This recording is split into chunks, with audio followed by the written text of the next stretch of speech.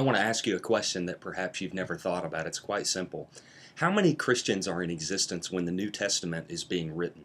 I mean, after all, we see the explosion of global growth in the early Christian movement right within the pages of the New Testament, especially the book of Acts. Most of this growth is attributed in the New Testament to the evangelistic exploits of Paul, and even his letters leave behind evidence of Christian communities scattered around the Roman Empire, in Greece, in the city of Rome, throughout Turkey. We know that not even that is enough for Paul, for in Romans chapter 15 he tells us that his ultimate aim is to get to Spain, which then was truly the ends of the earth. The early Christians, they were everywhere, and they were everywhere in a hurry. This rapid expansion, what I want you to see, was not inevitable by any stretch of the imagination. In fact, perhaps the epicenter of early Christian explosive growth is found right in the Scripture. It's found in Acts chapter 15, in the first global meeting of church leadership. The crisis that they convened to address was, in fact, the crisis that forged Christianity's sure success.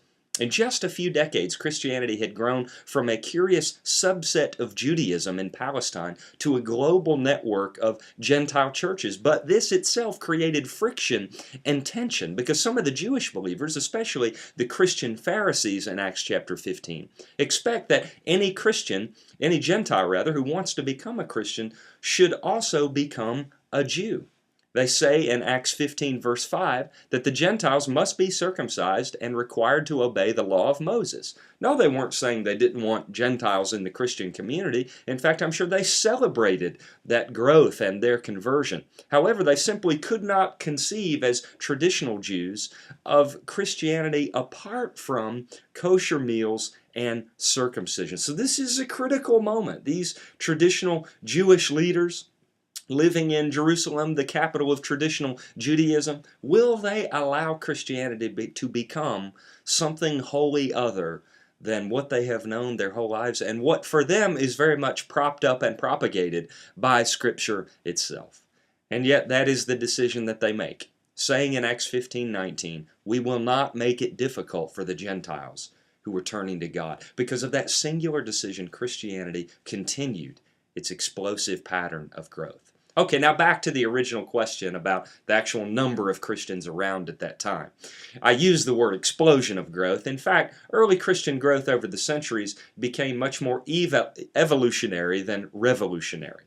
How many Christians were around? Well, according to Rodney Stark, who is the preeminent living historical sociologist of Christianity now, when the books of the New Testament are closed about 100 CE, there are perhaps 7,000 Christians living across the Roman Empire.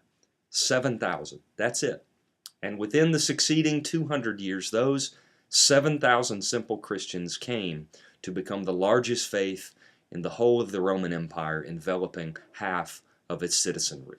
How could 7,000 Christians do that? Create a movement so successful that they changed the face of their world, the face of the Roman Empire, over 3 centuries' time? That's a question not just for their day, but for ours as well.